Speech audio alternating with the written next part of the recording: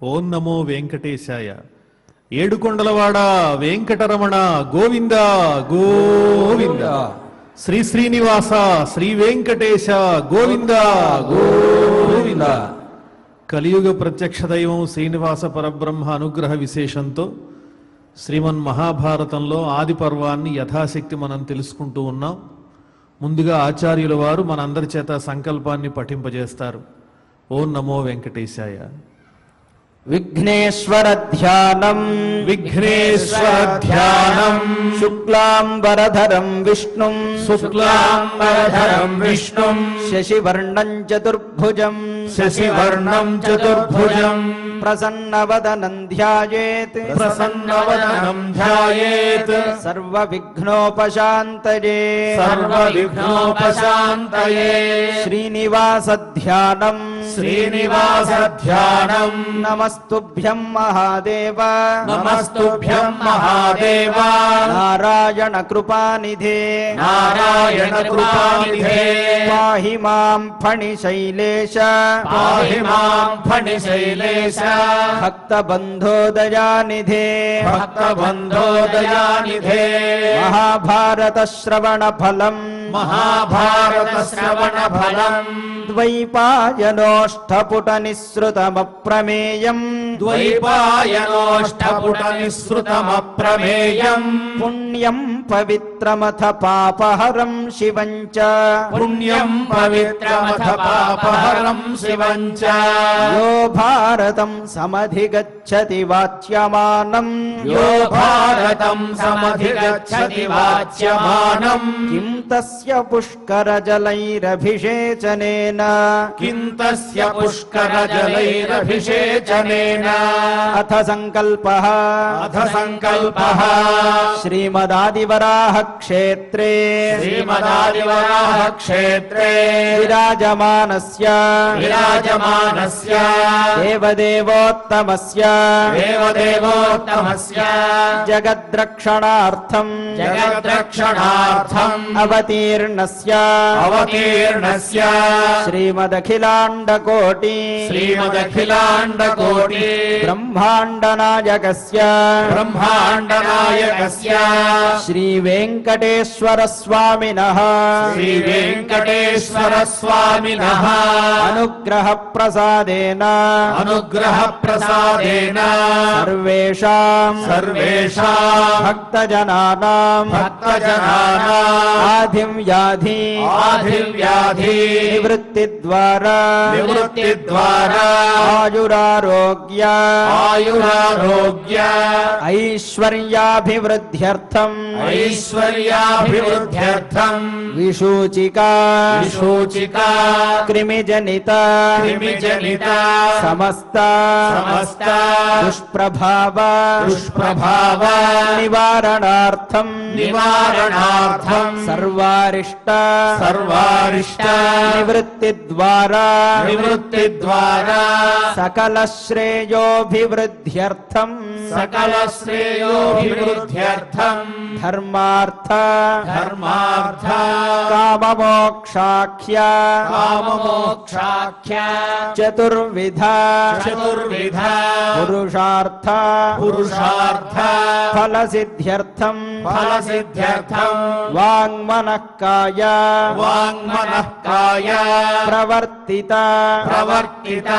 అనేక జన్మాఘ నిబర్హణార్థం నిబర్హణార్థం సమస్త సమస్త పాపక్షయార్థం చ పాపక్షయార్థం చ శ్రీమన్మహాభారతే శ్రీమన్మహాభారతే ఆదిపర్వణి ఆదిపర్వణి యథాశక్తి యథాశక్తి ద్వితీయాధ్యాయాంతర్గత ద్వితీయాధ్యాయాంతర్గత శ్లోకపారాయణం శ్లోకపారాయణం ఆచార్యముఖేన ఆచార్యముఖేన కరిష్యామహే కరిష్యామహే వ్యాసధ్యానం వ్యాసధ్యానం వ్యాసం వసిష్ఠనప్తారం వ్యాసం వసిష్ఠనప్తారం శక్తేః పౌత్రమకల్మషం శక్తేః పౌత్రమకల్మషం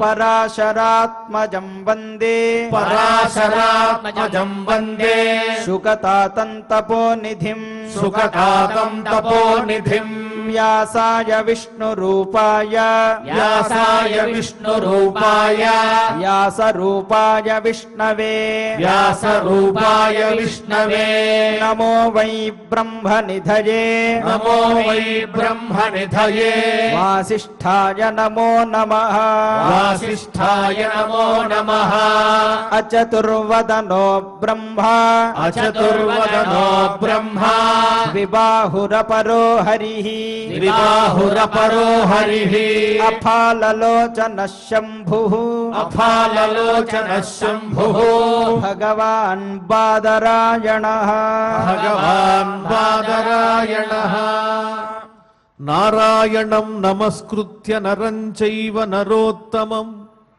దేవీం సరస్వతీం వ్యాసం తతో జయముదీరయేత్. శ్రీమన్మహాభారతంలో ఆది పర్వంలో పర్వ సంగ్రహ పర్వంలో ఉన్నటువంటి ఉపపర్వాల వివరాలు మనం సమస్తమైన శ్రీమన్మహాభారతంలో ఉన్నటువంటి 100 ఉపపర్వములను కూడా సంక్షిప్తంగా మరికొన్ని చోట్ల కొంచెం వివరంగా వ్యాస మహర్షి అందించినటువంటి విషయాలు తెలుసుకుంటున్నాం.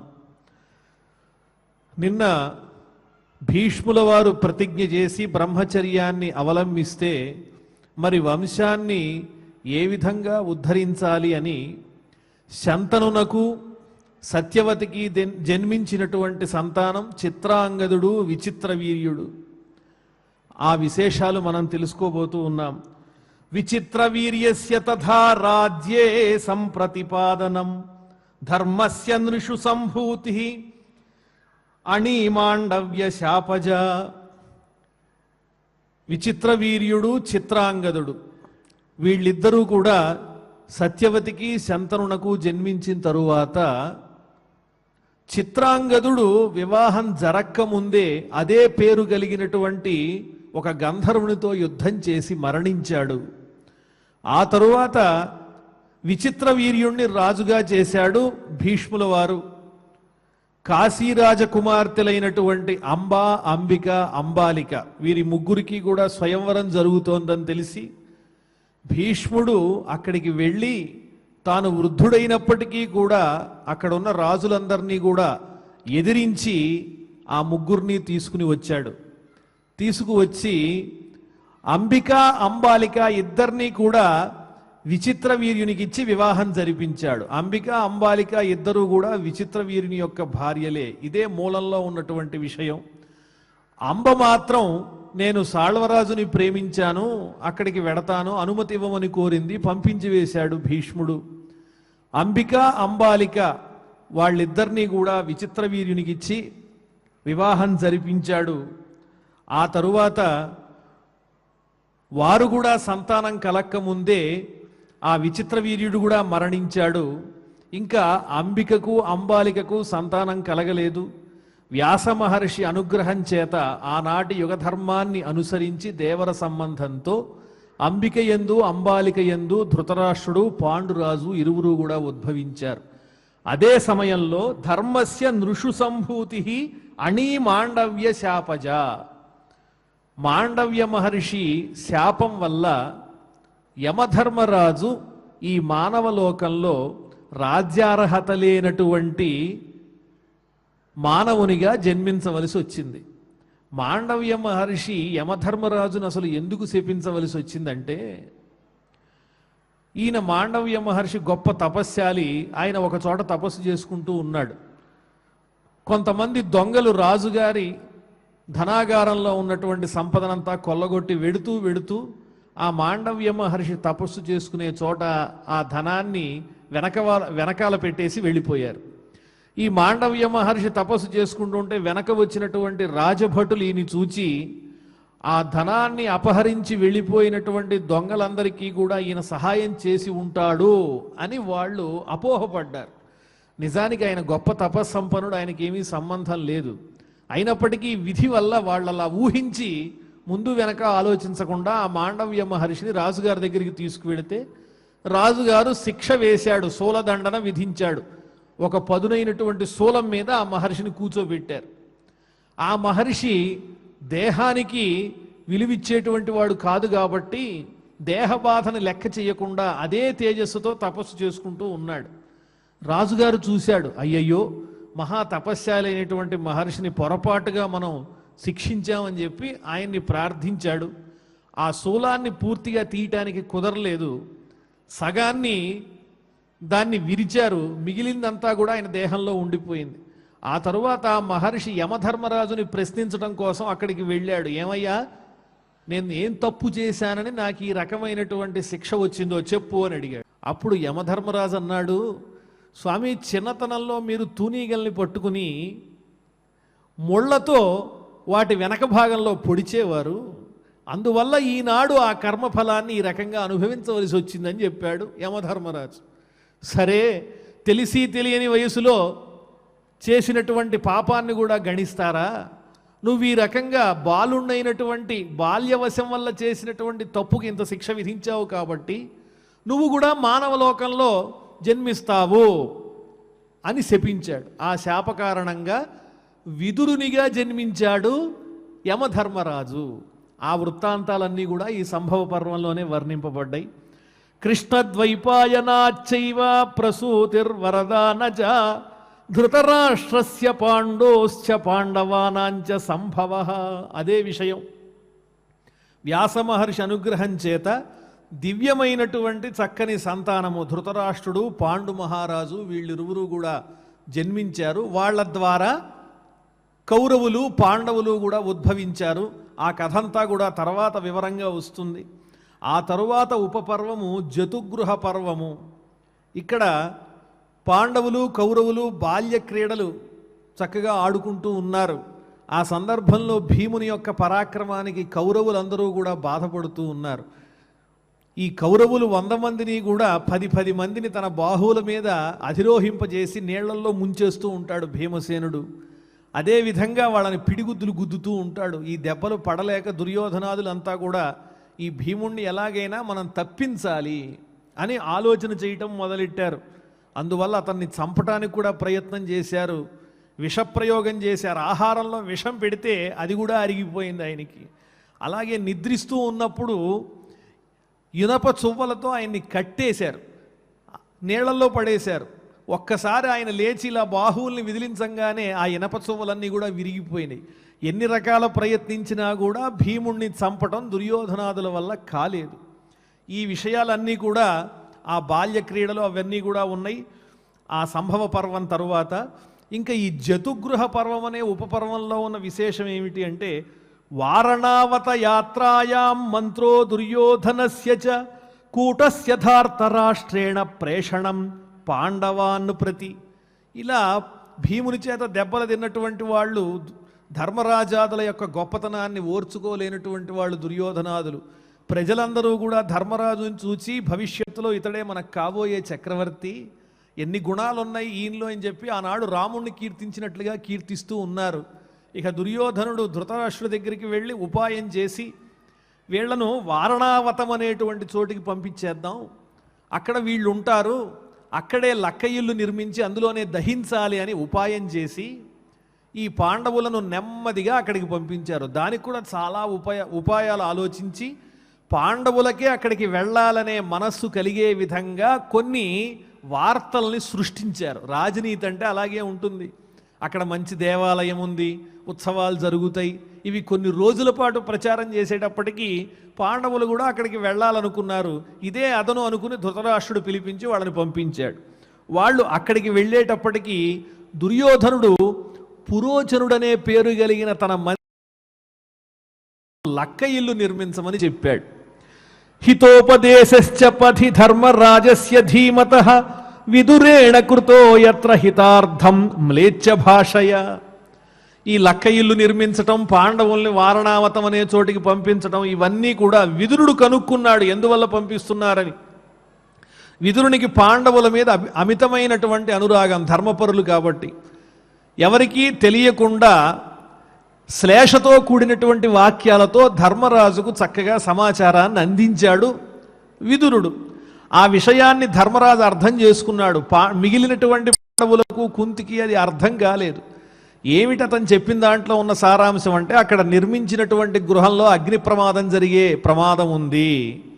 అలాగే ఎలుక కలుగులో దాగి ఉండగలుగుతుంది, అగ్ని దాన్ని ఏమీ చెయ్యదు. ఇటువంటి అర్థములతో కూడిన సమాచారాన్ని ఇచ్చాడు. ఒకవేళ వాళ్ళు ఇల్లుని దహిస్తే గనక మీరు చక్కని సొరంగం ఏర్పాటు చేసుకుని అందులోంచి వెళ్ళిపోండి అని చెప్పాడు.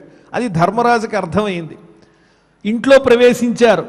ప్రవేశించంగానే ధర్మరాజు భీముణ్ణి చూచి, భీమా చూసావా ఈ ఇల్లు ఎంత బాగుందో, సుందరంగా ఉంది. కానీ ఇక్కడ ఉన్నటువంటి ఈ పురోచనుడు అనేటువంటి వాడు దుర్యోధనుని బంటు. వాడు మన ఎలాగైనా కూడా నశింపజేయాలని ప్రయత్నం చేస్తూ ఉన్నాడు. ముందు మనకి నమ్మకం కలిగిస్తాడు. ఈ ఇల్లంతా కూడా ఎలా ఉందంటే, ఈ గృహ కుడ్యంబులు లాక్షాగర్భములు ఆద్య తైల గంధులు మరి శస్త్రాగార సమీపము మాయాగృహము మాయాగృహమగునిది అవశ్యమాగ్నేయం వై. ఈ ఇంటి గోడలన్నీ చూస్తూ ఉంటే లక్కతో నిర్మించినట్లుగా తెలుస్తోంది. అదేవిధంగా ఈ ఇంటి నిర్మించేటప్పుడు నూనె, నెయ్యి ఇవన్నీ కూడా దిట్టంగా వాడారు. ఆ సువాసన అంతా కూడా వస్తూ ఉన్నది. ఇటు పక్కన చూస్తూ ఉంటే ఖచ్చితంగా ఈ ఇంటికి పక్కనే ఆయుధాలు నిల్వ చేసేటువంటి ఆగారం కనిపిస్తూ ఉన్నది, శస్త్రాగారం కనిపిస్తూ ఉన్నది. పేలేటువంటి పదార్థాలు కూడా ఉంటాయి అక్కడ. కాబట్టి నిప్పు పెట్టంగానే అవి కూడా పేల్తాయి, బయటికి రావడానికి అవకాశం లేకుండా అందులోనే మరణించడానికి అవకాశం ఉంది. కాబట్టి భీమసేన, మనం ఇక్కడ ఉన్ననాళ్ళు కూడా చాలా జాగరూకతతో మెలగాలి అని ధర్మరాజు భీమునికి హెచ్చరించాడు విదురుడిచ్చినటువంటి ఆ సందేశంతో. విదురస్య చ వాక్యేన సురంగోపక్రమక్రియా నిషాద్యాః పంచపుత్రాయాః సుప్తాయా జతువేష్మని పురోచనస్య చాత్రైవ దహనం సంప్రకీర్తితం పాండవానాం వనే ఘోరే హిడింబాయాశ్చ దర్శనం. ఆ తరువాత ఆ రోజు రానే వచ్చింది. 1 సంవత్సరం పాటు పురోచనుడు, దుర్యోధనుని మంత్రి, ఎంతో నమ్మకంగా వాళ్ళకు సేవలు అందిస్తున్నట్లుగా నటిస్తూ ఉన్నాడు. వీళ్ళు కూడా అతన్ని చూచి నమ్మినట్టుగానే నటిస్తూ బయటికి వెళ్ళినప్పుడల్లా వేటకి వెళ్ళే వంకతో అరణ్యాలు ఎక్కడున్నాయి, ఏ విధంగా తప్పించుకోవాలనేటువంటి మార్గాలన్నీ కూడా జాగ్రత్తగా అన్వేషించుకుంటూ ఉన్నారు. ఈలోపు విదురుడు నమ్మకస్తుడైనటువంటి ఒక కనకుణ్ణి పంపించాటండి. కనకుడు అంటే సొరంగం తవ్వేటువంటి వాడు. వాడొచ్చి ధర్మరాజుకి నమస్కారం చేసి, ఆ రోజు వాళ్ళు వారణావతానికి వచ్చే సందర్భంలో విదురుడు ధర్మరాజుతో మాట్లాడిన రహస్య వృత్తాంతం అంతా చెప్పాడు. ఎందువల్ల చెప్పాడు? వచ్చినవాడు విదురుడికి సంబంధించిన వాడని మరి ధర్మరాజు విశ్వసించాలి కదా. ఆ రకంగా ధర్మరాజుకి నమ్మకం కలిగింది. నెమ్మదిగా ఇల్లంతా కూడా శుభ్రం చేసేటువంటి వంకతో ఆ కనకుడు ఒక చక్కని సొరంగ మార్గాన్ని నిర్మించాడు. దానికి మూత కూడా ఉంది, తలుపు కూడా ఉంది. అది భూమిలో కలిసిపోయి ఉంటుంది, ప్రత్యేకంగా చూసినా కూడా కనిపించదు. అంత జాగ్రత్తగా నిర్మించాడు. ఆ తరువాత ఆ సమయం రానే వచ్చింది. ధర్మరాజు యొక్క అనుజ్ఞతో భీమసేనుడు ముందుగా పురోచనుడు ఏ ఇంట్లో అయితే ఉన్నాడో వాడింటికి నిప్పు పెట్టేసి, తర్వాత ఆ రోజు ఏం జరిగింది, కుంతి అనేక మందిని పిలిచి భోజనాలు పెట్టింది, అన్నదానం పెట్టింది, అన్నదానం చేసింది. అందరూ భోజనాలు చేసి వెళ్ళిపోయారు. కానీ ఒక బోయ యువతిను ఆమె పిల్లలు 5గురు కూడా అక్కడే మద్యం సేవించి మత్తుగా నిద్రిస్తూ ఉన్నారు. ఈ సందర్భంలో భీమసేనుడు ఏం చేశాడు, ముందు పురోచనుడి ఇంటికి నిప్పు పెట్టేసి గబగబా వచ్చి వాళ్ళు నివసిస్తున్నటువంటి ఇంటికి కూడా నిప్పు పెట్టేసి సొరంగ మార్గం గుండా బయటికి వెళ్ళిపోయారు. ఇల్లంతా కూడా తగలబడిపోయింది. అక్కడున్న జనులంతా ఏమనుకున్నారు, అయ్యో పాండవులు కుంతి అందరూ కూడా ఈ ఇంటిలో దగ్ధమైపోయారు, ఇది లక్కతో నిర్మించారు, కావాలనే పాండవుల్ని సంహరించటం కోసం చంపటం కోసం ఈ ధృతరాష్ట్రుడు చేసినటువంటి పని, పాండురాజు పుత్రుల పట్ల అతడు ప్రవర్తించే తీరు ఇదే అని చెప్పి అందరూ కూడా తిట్టుకున్నారు. ఆ పురోచనుడు కూడా మరణించాడు. ఆ తర్వాత వీళ్ళు అక్కడి నుంచి బయలుదేరి నెమ్మదిగా నదీ తీరానికి చేరుకున్నారు. అక్కడికి మళ్ళీ విదురుడు పంపించినటువంటి ఒక వ్యక్తి వచ్చి ఒక చక్కని నౌకలో వాళ్ళని ఎక్కించుకుని ఆ నదీ తీరాన్ని, గంగా తీరాన్ని, నదిని దాటించి అవతల పక్క దింపాడు. వాళ్ళంతా కూడా ఒక అరణ్యంలో ప్రవేశించారు. అక్కడికి వెళ్ళంగానే అక్కడ పాండవానాం వనే ఘోరే హిడింబాయాశ్చ దర్శనం.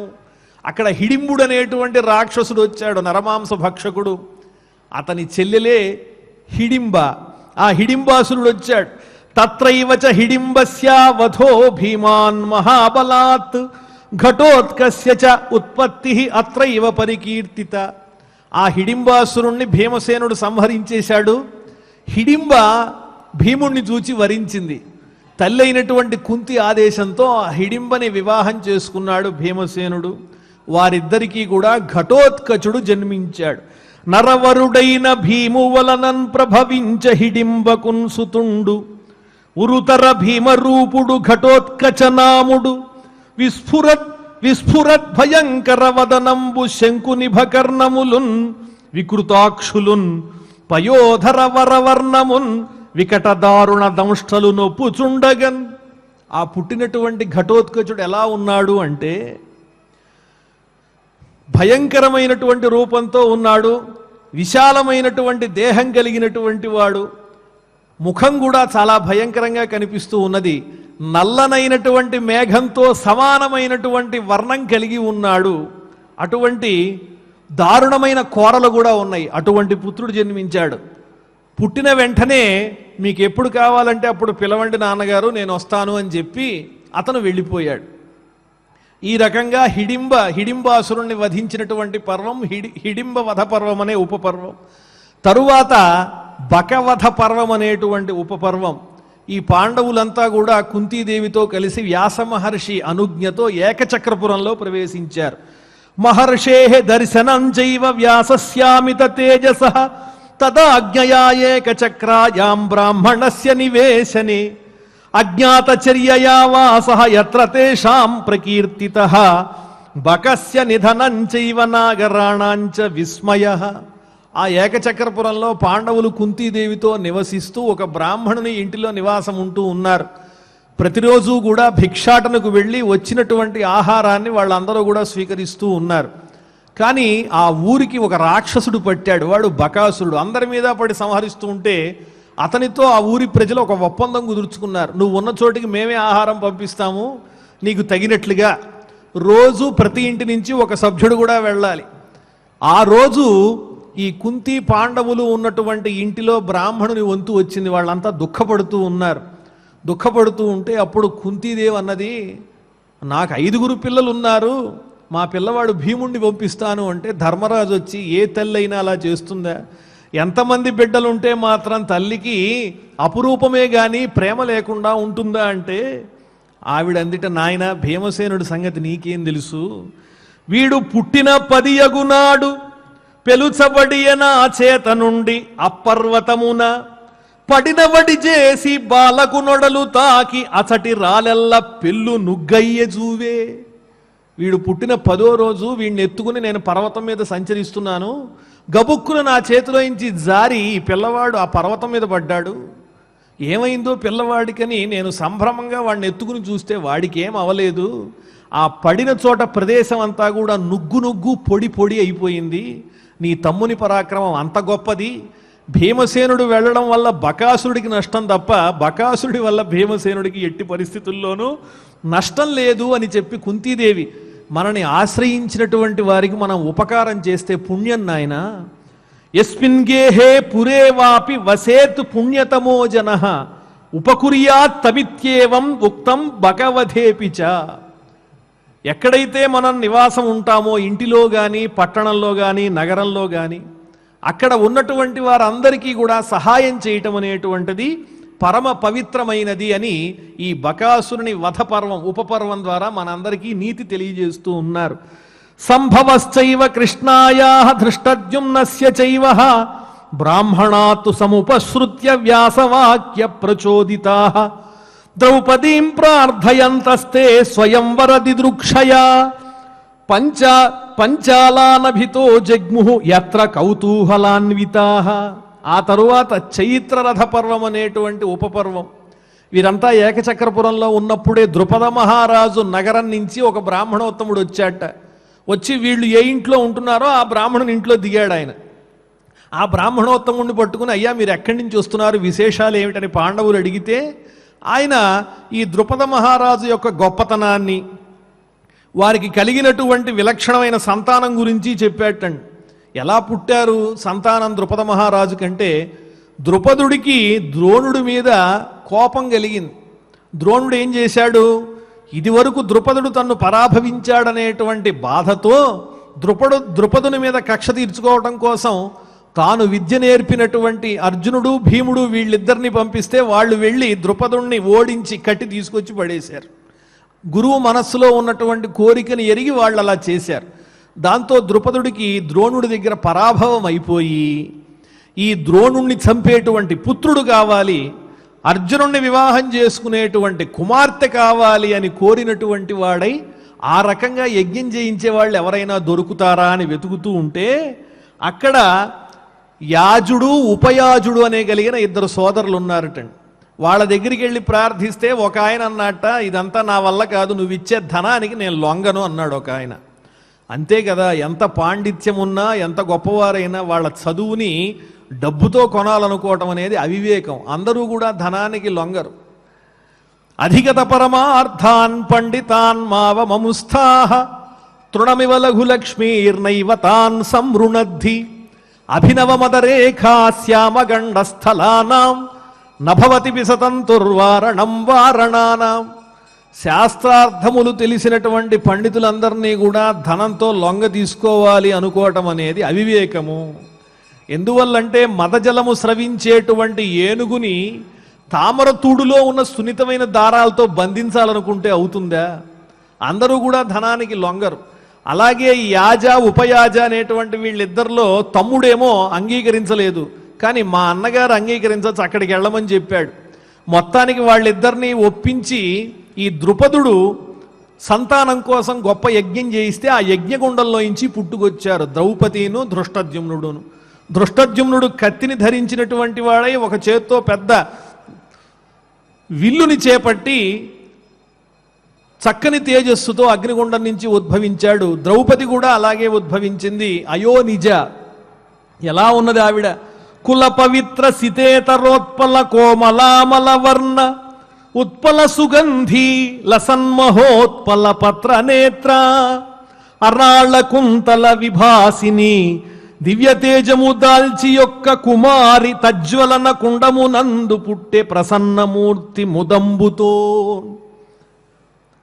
అలా పవిత్రమైన స్వరూపము, నల్లనైనటువంటి కోమలమైన శరీర ఛాయ, కలువల వంటి, కలువకు ఏ విధమైనటువంటి సుగంధం ఉంటుందో అటువంటి సుగంధాన్ని వెదజల్లేటువంటి చక్కని దేహము, విశాలమైనటువంటి నేత్రములు, వంకరులు తిరిగినటువంటి నల్లనైన చక్కని తుమ్మెదల వంటి కేశము, అదేవిధంగా దివ్యమైన తేజస్సుతో ఆ అగ్నికుండం నుంచి ద్రౌపది ఉద్భవించింది.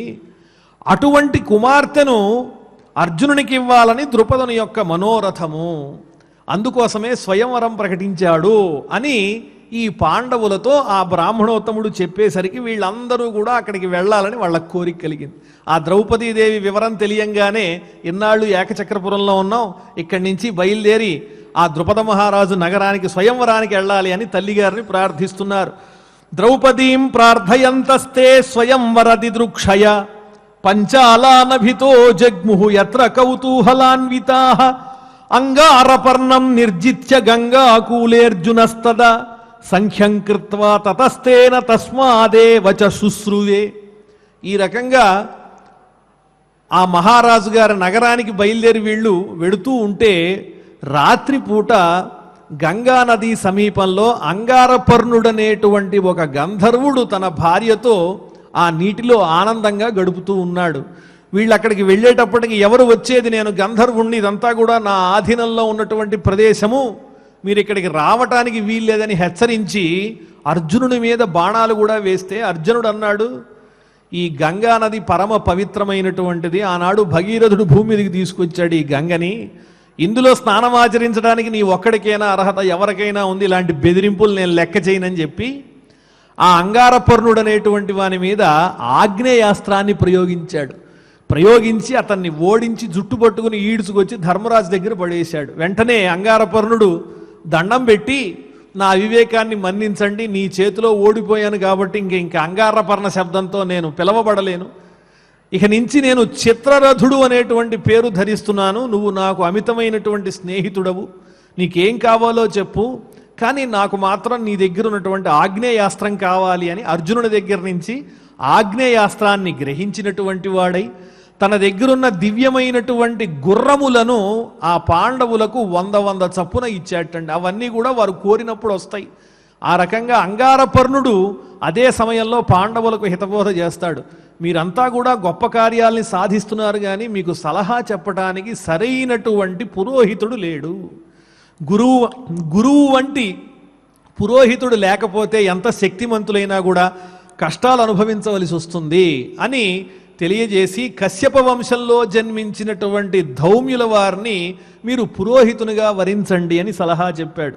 అదే సందర్భంలో తాపత్యమథ వాసిష్ఠం ఔర్వంచాఖ్యానముత్తమం భ్రాతృభిస్సహిత సర్వై పంచాలానభితో యయౌ. ఆ సందర్భంలోనే ఆ అంగారపర్ణుడు కొన్ని వృత్తాంతాలు చెబుతాడు. పురోహితుణ్ణి అట్టే పెట్టుకున్నటువంటి మహారాజులు సాధించినటువంటి ఘనకార్యాలు ఏమిటో చెబుతాను వినండి అని. మీరంతా కూడా తపతి వంశీయులు అన్నాడు. తపతి అంటే ఎవరు అంటే సూర్యుని యొక్క కుమార్తె పేరు తపతి. ఆమెను ఒక మహారాజు గారు, భరతవంశపు మహారాజు గారు సంవరణుడు అనేటువంటి మహారాజు వివాహం చేసుకున్నాడు. ఆ మహారాజు యొక్క గొప్ప శక్తి అన్నీ కూడా, తపశ్శక్తి అన్నీ చూచి, భక్తిని చూచి సూర్యుడు తన కుమార్తెను అతనికిచ్చి వివాహం చేశాడు.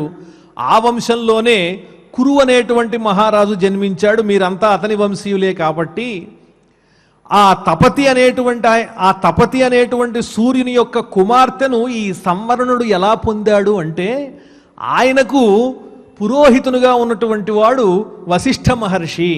ఇతను చేసేటువంటి గొప్ప తపశక్తిని చూచి, సూర్యోపాసన చూచి, తనలో ఉన్నటువంటి యోగ శక్తితో వశిష్ఠుడు స్వయంగా సూర్యభగవానుని సన్నిధికి వెళ్ళి అతనికి ఈ మహారాజు గొప్పతనం అంతా చెప్పి ఆమె కుమార్తె అయినటువంటి ఆమెను తీసుకువచ్చి, తపతిని తీసుకుని వచ్చి వివాహం చేశాడు. అంటే ఎంతటి ఘనకార్యమైనా కూడా ఒక పురోహితుడు తోడుగా ఉంటే సాధించవచ్చు, కాబట్టి మీరు తప్పనిసరిగా పురోహితుణ్ణి పొందవలసింది అని చెప్పి వశిష్ఠ మహర్షి యొక్క గొప్పతనాన్ని వర్ణించి చెప్పాడు. విశ్వామిత్రునకు వశిష్ఠునకు వచ్చినటువంటి వైరము, ఎంతకాలం విశ్వామిత్రుడు వశిష్ఠునితో పోరాడాడనే విశేషాలన్నీ కూడా ఈ ఉపపర్వంలో చెప్పబడి ఉన్నాయి. వశిష్ఠునిలో ఉన్నటువంటి క్షమాగుణం కూడా చెప్పబడింది. ఎందువల్లంటే క్షమాగుణం ఉన్నటువంటి వాడు తన దేహాన్నైనా విడిచిపెట్టడానికి ప్రయత్నిస్తాడు తప్ప ఇతరులకు అపకారం చేయటానికి ప్రయత్నించాడు. నిజానికి విశ్వామిత్రుడు వశిష్ఠ మహర్షి యొక్క సంతానాన్నంతా కూడా చంపటానికి సహాయం చేసినటువంటి వాడు. తన సంతానాన్నంతా కూడా విశ్వామిత్రుడే చంపించాడని తెలిసి కూడా వశిష్ఠుడు అతన్ని క్షమించాడు, అతన్ని శపించలేదు.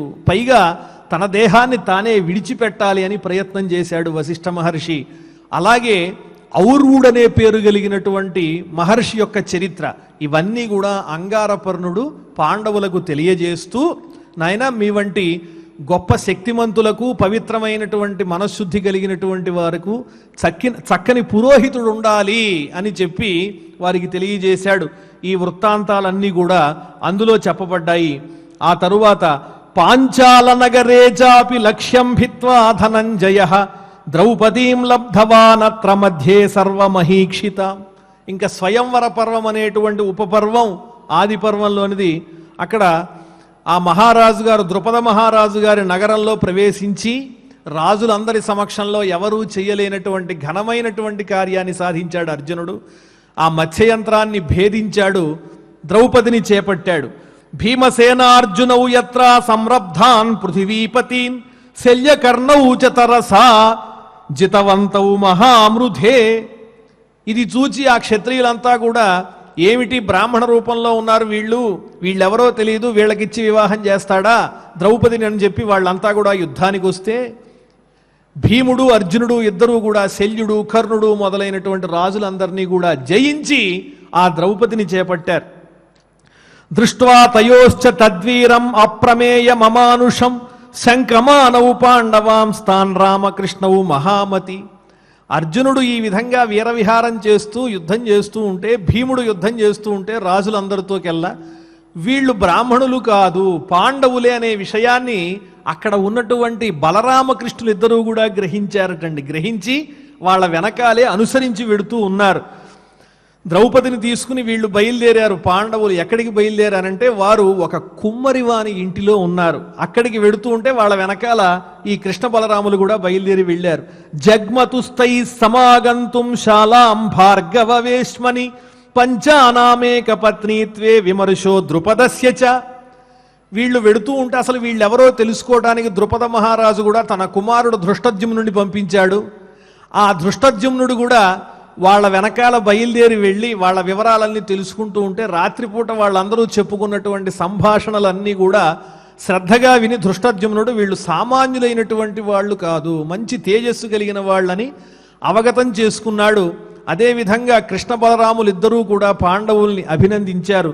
కాకపోతే ఇక్కడ ఒక చిన్న విమర్శ వచ్చింది. ఏమిటి అంటే ద్రుపద మహారాజుకి ధర్మ సందేహం కలిగింది. వీళ్ళందరూ కూడా పంచపాండవులు 5గురు కూడా ద్రౌపదిని వివాహం చేసుకోవాలి అని నిశ్చయించుకున్నారు. ఎందువల్ల అంటే తల్లి దగ్గరకు వెళ్ళి అమ్మా మేము పండు తెచ్చాం అన్నారు. అందరూ పంచుకోండి నాయన అని తల్లి చెప్పిందిట. అందువల్ల తల్లి చెప్పినటువంటి విషయాన్ని అనుసరించి ధర్మాన్ని తెలిసినటువంటి ధర్మరాజు యొక్క హృదయం ఏం చెప్తోందంటే చేయబోయేటువంటి పని తప్పు కాదు అని అతనికి అనిపిస్తూ ఉన్నది. దాని కారణాలు మనకి వృత్తాంతంలో అన్నీ ప్రమాణపూర్వకంగా వస్తాయి. ఎందువల్లంటే ధర్మరాజు ధర్మం తెలిసినటువంటి వాడు కాబట్టి అతనికి ఈ విధమైనటువంటి ఆలోచన వచ్చిందంటే అది తప్పు కాదు. కాబట్టి ఏం చెయ్యాలి? ద్రుపద మహారాజు దగ్గరికి వెడితే ఆయన అంగీకరించలేదు. ఈలోపు అక్కడికి వ్యాస మహర్షి వచ్చాడు. వచ్చి పంచేంద్రాణాముపాఖ్యానం అత్రైవాద్భుతముచ్యతే ద్రౌపద్యాదేవ వహితో వివాహశ్చ అప్యమానుష. నాయనా ద్రుపద, నీ కుమార్తెగా పుట్టినటువంటి ఈ ద్రౌపది నీ కుమార్తె మాత్రమే అనుకుంటున్నావు. ఈమె అయోనిజగా అగ్నికుండం నుంచి ఉద్భవించింది. ఈమె పూర్వజన్మలో ఒక నాలాయని అంటే నాలాయన వంశంలో జన్మించినటువంటి ఒక అద్భుతమైనటువంటి పతివ్రత, మౌద్గల్య మహర్షిని వివాహం చేసుకుంది ఈమె అని ఆ విశేషాలన్నీ కూడా వర్ణించి చెప్పడం ప్రారంభించాడు. ఏ విశేషాలు చెప్పారన్న విషయాన్ని రేపటి ప్రవచనంలో మనం తెలుసుకుందాం. అంతవరకు స్వస్తి. ఇప్పుడు ఆచార్యుల వారు ఈ శ్లోకాలన్నీ కూడా మన చేత పఠింపజేస్తారు. శ్రద్ధాసక్తులతో చక్కగా పఠిద్దాం. ఓం నమో వెంకటేశాయ. అథ శ్రీమన్మహాభారతే ఆదిపర్వణి ద్వితీయోऽధ్యాయః విచిత్రవీర్యస్య తథా రాజ్యే సంప్రతిపాదనం ధర్మస్య నృషు సంభూతిః అణీమాండవ్యశాపజ కృష్ణద్వైపాయనాచ్చైవ ప్రసూతిర్వరదానజ ధృతరాష్ట్రస్య పాండోశ్చ పాండవానాంచ సంభవః వారణావతయాత్రాయాం మంతో దుర్యోధనస్య చ కూటస్య ధార్తరాష్ట్రేణ ప్రేషణం పాండవాన్ ప్రతి हितोपदेशश्च पथि हितोपदेशश्च पथि धर्मराजस्य धीमतः धर्मराजस्य धीमतः विदुरेण कृतो यत्र विदुरेण कृतो यत्र हितार्थं लेच्छ भाषया हितार्थं लेच्छ भाषया विदुरस्य च वाक्येन विदुरस्य च वाक्येन सुरङ्गोपक्रमक्रिया सुरङ्गोपक्रमक्रिया निषाद्याः पञ्चपुत्रायाः निषाद्याः पञ्चपुत्रायाः सुप्ताया जतुवेश्मनि सुप्ताया जतुवेश्मनि पुरोचनस्य चात्रैव पुरोचनस्य चात्रैव दहनं समकीर्तितम् दहनं समकीर्तितम् पाण्डवानां वने घोरे पाण्डवानां वने घोरे हिडिम्बायाश्च दर्शनम् हिडिम्बायाश्च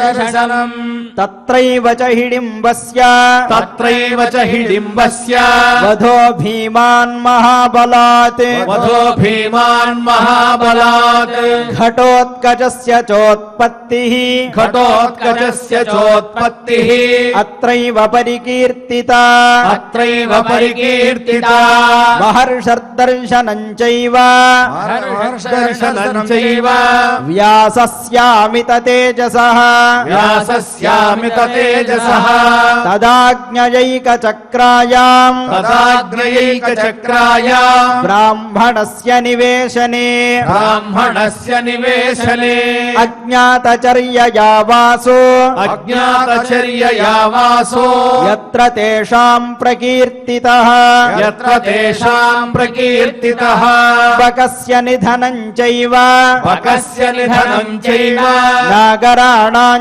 च विस्मयः नागराणां च विस्मयः सम्भवश्चैव कृष्णाय सम्भवश्चैव कृष्णाय धृष्टद्युम्नस्य चैव धृष्टद्युम्नस्य चैव ब्राह्मणात् समुपश्रुत्य ब्राह्मणात् समुपसृत्य व्यासवाक्यप्रचोदिताः व्यासवाक्यप्रचोदिताः द्रौपदीं प्रार्थयन्तस्ते द्रौपदीं प्रार्थयन्तस्ते स्वयं वरदिदृक्षया स्वयं वरदिदृक्षया पञ्चालानभितो जग्मुः पञ्चालानभितो जग्मुः यत्र कौतूहलान्विताः यत्र कौतूहलान्विताः अङ्गारपर्णन्निर्जित्य अङ्गारपर्णम् निर्जित्य गङ्गाकूलेऽर्जुनस्तदा गङ्गाकूलेऽर्जुनस्तदा सख्यं कृत्वा ततस्तेन सख्यं कृत्वा ततस्तेन तस्मादेव च शुश्रुवे तस्मादेव च शुश्रुवे तापत्यमथ वासिष्ठम् तापत्यमथ वासिष्ठम् और्वञ्चाख्यानमुत्तमम् और्वञ्चाख्यानमुत्तमम् भ्रातृभिः सहितः सर्वैः भ्रातृभिः सहितः सर्वैः पञ्चालानभितो ययौ पञ्चालानभितो ययौ पाञ्चालनगरे चापि पाञ्चालनगरे चापि लक्ष्यं भित्त्वा धनञ्जयः लक्ष्यं भित्त्वा धनञ्जयः द्रौपदीं लब्धवानत्र द्रौपदीं लब्धवानत्र मध्ये सर्वमहीक्षिताम् मध्ये सर्वमहीक्षिता भीमसेनार्जुनौ यत्र भीमसेनार्जुनौ यत्र संरब्धान् पृथिवीपतीन् संरब्धान् पृथिवीपतीन् शल्यकर्णौ च तरसा शल्यकर्णौ च तरसा जितवन्तौ महामृधे जितवन्तौ महामृधे दृष्ट्वा तयोश्च तद्वीर्यम् दृष्ट्वा तयोश्च तद्वीर्यम् अप्रमेयममानुषम् अप्रमेयममानुषम् शङ्कमानौ पाण्डवांस्तान् शङ्कमानौ पाण्डवांस्तान् रामकृष्णौ महामती रामकृष्णौ महामती जग्मतुस्तैः समागन्तुम् जग्मतुस्तैः समागन्तुम् शालाम् भार्गववेश्मनि शालाम् भार्गववेश्मनि पञ्चानामेकपत्नीत्वे पञ्चानामेक ఏకపత్నీత్వే విమర్శో ద్రుపదస్య చ విమర్శో ద్రుపదస్య చ పంచేంద్రాణాముపాఖ్యానం పంచేంద్రాణాముపాఖ్యానం అత్రైవాద్భుతముచ్యతే అత్రైవాద్భుతముచ్యతే ద్రౌపద్యాదేవ విహితో ద్రౌపద్యాదేవ విహితో వివాహశ్చాప్యమానుషః వివాహశ్చాప్యమానుషః. పారాయణ కార్యక్రమాన్ని పరిపూర్ణం చేసుకున్నాం. ఇప్పుడు ప్రహేళికా భాగాన్ని ఆచార్యుల వారు అందిస్తారు.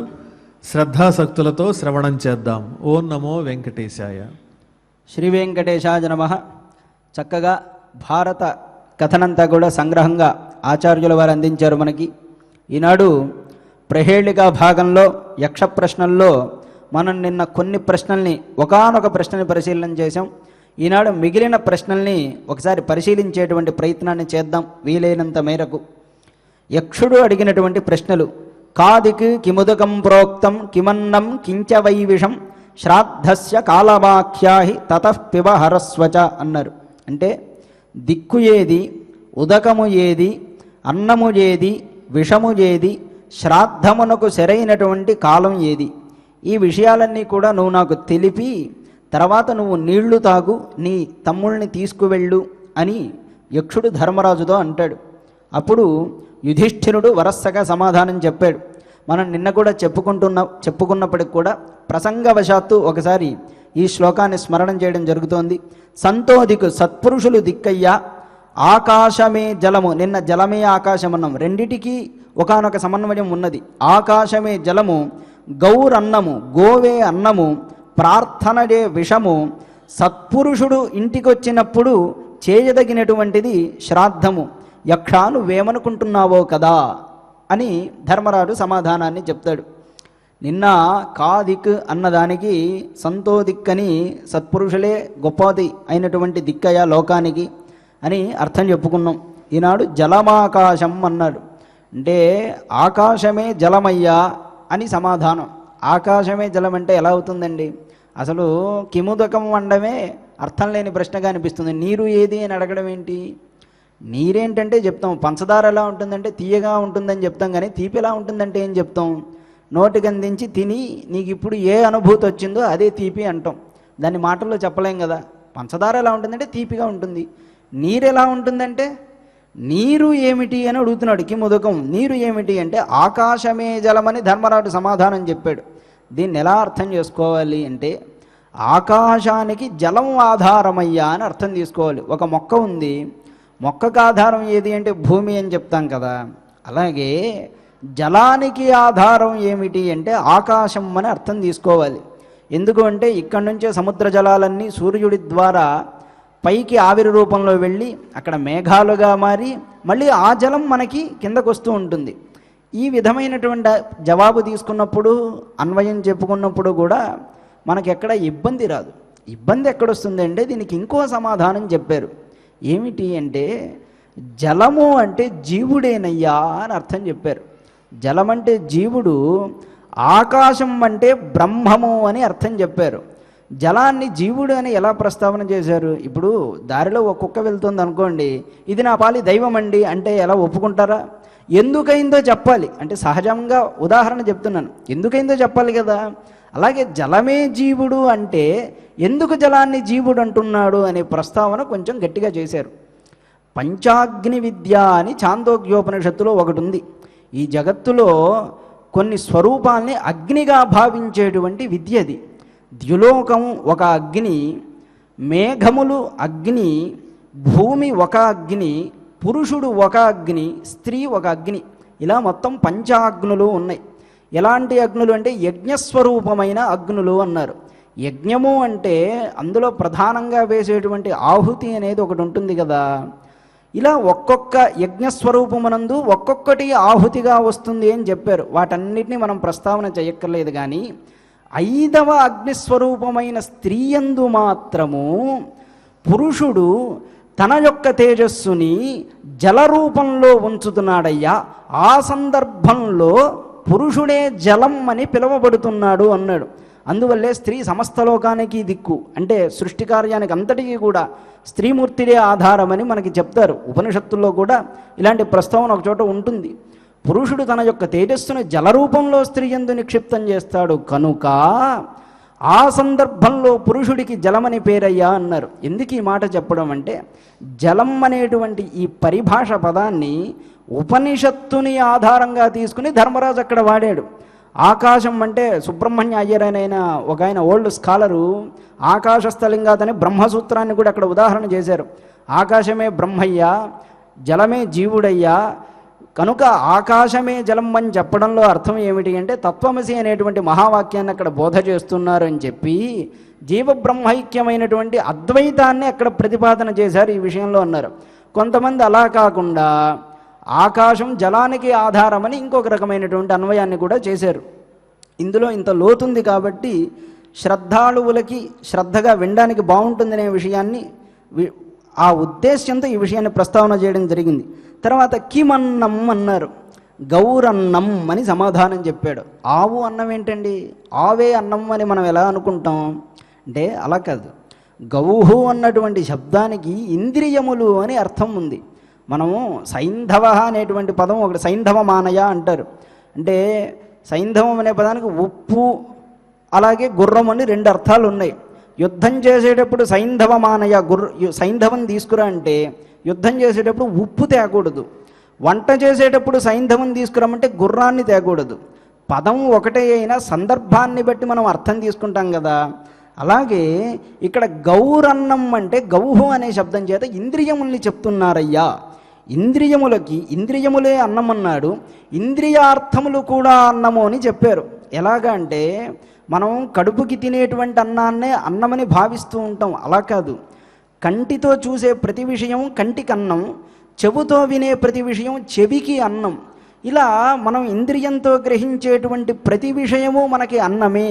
అందుకే దీన్ని ఉపాసనలో అన్నపూర్ణగా భావన చేస్తారు. అన్నపూర్ణ అంటే మనకి జగత్తంతా కూడా అనుకూలంగా అయ్యేటువంటి ఉపాసనా విధానం, అది లోతైనటువంటి విషయం. ఉపనిషత్తు దీన్ని దృష్టిలో పెట్టుకునే అన్నం బ్రహ్మే దివ్యజానాత్ అంటే అర్థం ఏమిటి, ఈ జగత్తంతా అన్నమే కదా, కనుక ఇదంతా బ్రహ్మమయమే అని భృగువు చెప్పడం, ఆ విధంగా అక్కడ ప్రస్తావన చేశారు. ఇది చాలా లోతైనటువంటి విషయం. మొత్తానికి అన్నం అంటే ఏమిటి అంటే ఇంద్రియములు, ఇంద్రియార్థములైనటువంటి విషయములు ఇవన్నీ కూడా అన్నమని చెప్పారు. ప్రార్థనా విషం అన్నారు. ప్రార్థనా విషం అంటే ప్రార్థించడం విషం ఎలా అవుతుంది, భగవంతుణ్ణి ప్రార్థించడం విషం అవుతుందా అనేది సందేహించవలసినటువంటి విషయమే కదా. ధర్మరాజు ఇలాగే చెప్పాడు, ప్రార్థించడం అనేది విషమయ్యా అని. అంటే అలా కాదు, ప్రార్థన నువ్వు ఎప్పుడు చేస్తావు, నీలో ఒక కోరిక అనేది ఉన్నప్పుడు చేస్తావు. కాబట్టి నీలో ఉన్న కోరికే విషమయ్యా అన్నాడు. అలా ఎందుకు చెప్పాడంటే కోరిక ఉన్నంతకాలం నీకు పుట్టుకుంటుంది. నీ కోరిక తీర్చుకోవడం కోసం పదే పదే పుడతారు. ఒక మహాయోగి అయినటువంటి వారు చెప్తారు, పంచదార తినాలనే చిన్న కోరికన్నా కూడా మళ్ళీ పుట్టాలయ్యా దాన్ని తీర్చుకోవడం కోసం అని చెప్తారు. కృష్ణ పరమాత్ముడు కామయేష క్రోధయేష రజోగుణ సముద్భవ అంటాడు. ఇవన్నీ దేనివల్ల కలుగుతాయంటే రాజస గుణం వల్ల కలుగుతాయ్యా అని చెప్పి జహిశత్రుం మహాబాహు కామరూపం దురాసదం అంటాడు. ఇలాంటి కామరూపమైన శత్రువుని ముందు నువ్వు నిగ్రహించుకుంటే కానీ ఆధ్యాత్మిక సాధన చేయలేవయ్యా, కనుక కామమే శత్రువు, అదే విషం అని సమాధానం. తర్వాత శ్రాద్ధస్య బ్రాహ్మణ కాల, సత్పురుషుడైనటువంటి వాడు వేదవిధుడైనటువంటి వాడు ఇంటికి వచ్చినటువంటి కాలం ఏదిందో అది శ్రాద్ధం చేయడానికి తగినటువంటి కాలం అని చెప్పాడు. దీనివల్ల తన యొక్క వంశమంతా కూడా తరిస్తుంది కనుక ఈ విధంగా సమాధానం చెప్పాడు. చెప్పి కథం వా యక్షమన్యసే, నువ్వేమనుకుంటున్నావో అని యక్షుడితో అంటాడు ధర్మరాజు. యక్షుడు ఏమనుకున్నాడో మనం రేపటి ప్రహేళిక భాగంలో తెలుసుకుందాం. ఈనాటి ప్రహేళిక భాగానికి ఇంతటితో ముగింపు పలుకుతూ ఓం నమో వెంకటేశాయ. ఆచార్యుల వారు విలక్షణంగా ప్రహేళికా భాగాన్ని మనకు అందించారు. భక్తులందరికీ కూడా ఒక సూచన, రేపు ఉదయం 8:30 ఆకాశగంగ తీర్థం దగ్గర ఉన్నటువంటి అంజనాదేవి దేవాలయంలో బాల హనుమకు అభిషేక కార్యక్రమాలు నిర్వహింపబడతాయి.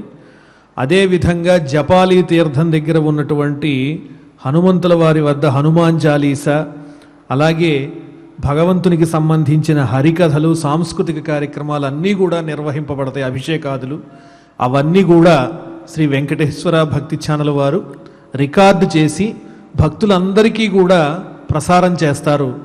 ఆ భక్తిపరమైనటువంటి హనుమత్ జయంతి సందర్భంగా భక్తి ఛానల్లో ప్రసారం చేయబడేటువంటి ఆ కార్యక్రమాలన్నీ కూడా మీరు వీక్షించి ఆ హనుమ యొక్క దివ్యమైన అనుగ్రహానికి పాత్రులు కావాలని అందరికీ కూడా విన్నవించుకుంటూ ఉన్నాం. ఓం నమో వెంకటేశాయ. ఇప్పుడు ఆడియో ద్వారా గోవిందనామాలు మనం శ్రవణం చేద్దాం. శ్రీనివాస శ్రీ వెంకటేశ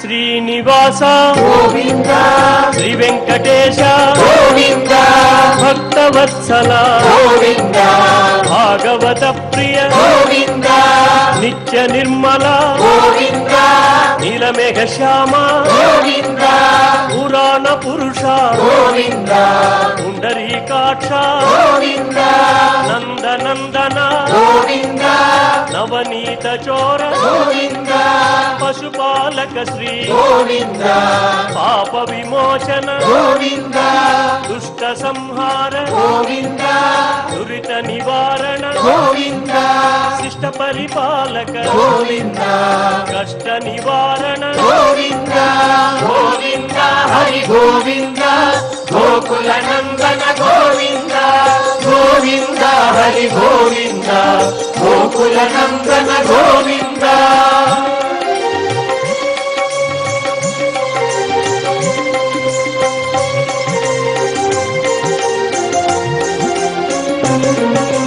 వజ్రమకుటధర గోవింద వరాహమూర్తి గోవింద గోపీ జనలోల గోవింద గోవర్ధనోద్ధార గోవింద దశరథనందన గోవింద దశముఖమర్దన గోవింద పక్షివాహన గోవింద పాండవ ప్రియ గోవింద మత్స్యకూర్మ గోవింద మధుసూదన హరి గోవింద వరాహ నృసింహ గోవింద వామన భృగురామ గోవింద బలరామానుజ గోవింద బౌద్ధ కల్కిధర గోవింద వేణుగాన ప్రియ గోవింద వెంకటరమణ గోవింద గోవింద హరి గోవింద గోకుల నందన గోవింద గోవింద హరి గోవింద గోకుల నందన గోవింద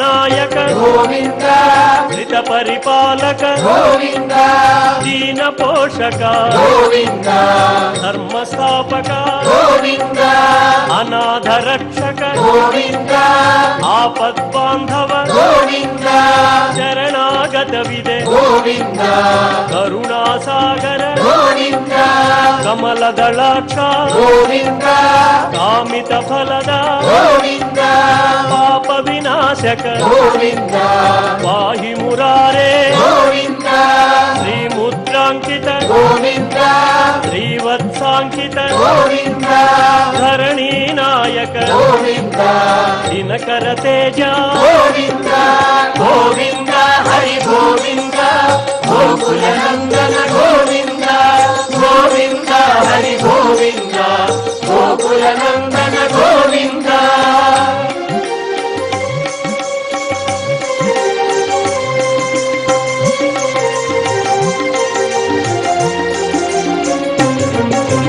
పద్మావతి ప్రియ గోవింద ప్రసన్నమూర్తి గోవింద అభయహస్త గోవింద అక్షయ వరద గోవింద శంఖ చక్రధర గోవింద శాంగ గదాధర గోవింద విరజాతిరస్థ గోవింద విరోధి మర్దన గోవింద సాలగ్రామధర గోవింద సహస్రనామ గోవింద లక్ష్మీ వల్లభ గోవింద లక్ష్మణాగ్రజ గోవింద కస్తూరి తిలక గోవింద కాంచనాంబర గోవింద గరుడ వాహన గోవింద గజరాజ రక్షక గోవింద గోవింద హరి గోవింద గోకుల నందన గోవింద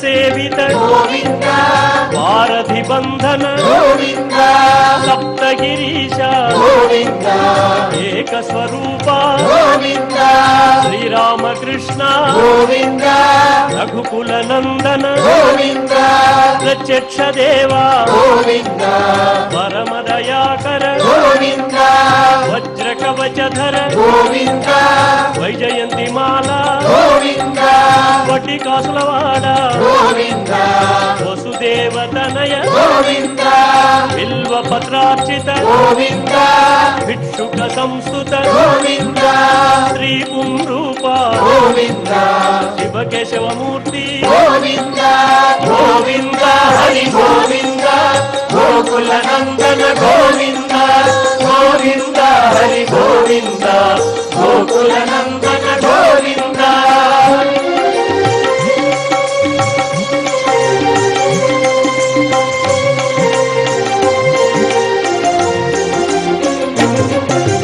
బ్రహ్మాండ రూప గోవింద భక్త రక్షక గోవింద నిత్య కళ్యాణ గోవింద నీరజనాభ గోవింద అతిరామ ప్రియ గోవింద హరి సర్వోత్తమ గోవింద జనార్దనమూర్తి గోవింద జగసాక్షి రూప గోవింద అభిషేక ప్రియ గోవింద ఆపన్నివారణ గోవింద రత్న కిరీట గోవింద రామానుజనుత గోవింద స్వయం ప్రకాశ గోవింద ఆశ్రిత పక్ష గోవింద నిత్య శుభప్రద గోవింద నిఖిల లోకేశ గోవింద గోవింద హరి గోవింద గోకుల నందన గోవింద గోవింద హరి గోవింద గోకుల నందన గోవింద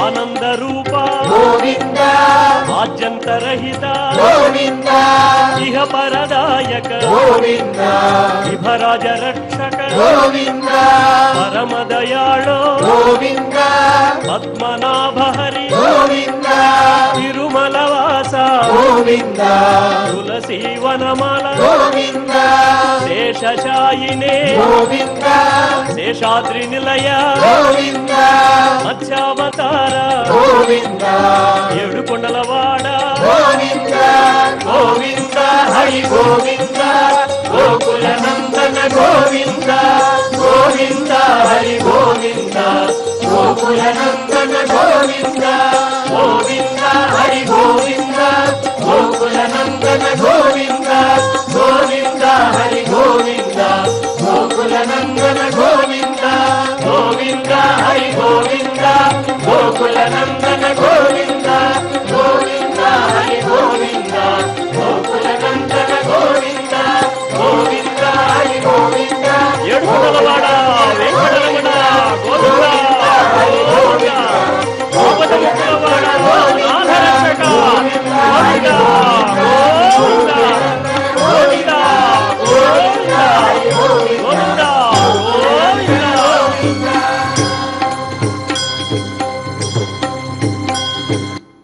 భక్తి శ్రద్ధలతో గోవిందనామాలు శ్రవణం చేశాం, గానం చేశాం. ఇప్పుడు ఆచార్యుల వారితో కలిసి క్షమాప్రార్థనాదులన్నీ కూడా పలుకుదాం. అథ క్షమా ప్రార్థనా యదక్షరపద భ్రష్టం మాత్రాహీనం చ యద్భవేత్ తత్సర్వం క్షమ్యతాం దేవ నారాయణ నమోస్తుతే. అథ లోకక్షేమ ప్రార్థనా సర్వే భవంతు సుఖినః సర్వే సంతు నిరామయాః సర్వే భద్రాణి పశ్యంతు మా కశ్చిద్ దుఃఖభాగ్ భవేత్. అథ భగవత్ సమర్పణం కాయేన వాచా మనసేంద్రియైర్వా బుద్ధ్యాత్మనా వా ప్రకృతే స్వభావాత్ కరోమి యద్యత్ సకలం పరస్మై నారాయణాయేతి సమర్పయామి. అథ మంగళం श्रियः कान्ताय कल्याणनिधये निधयेऽर्थिनाम् श्रीवेङ्कटनिवासाय श्रीनिवासाय मङ्गलम्।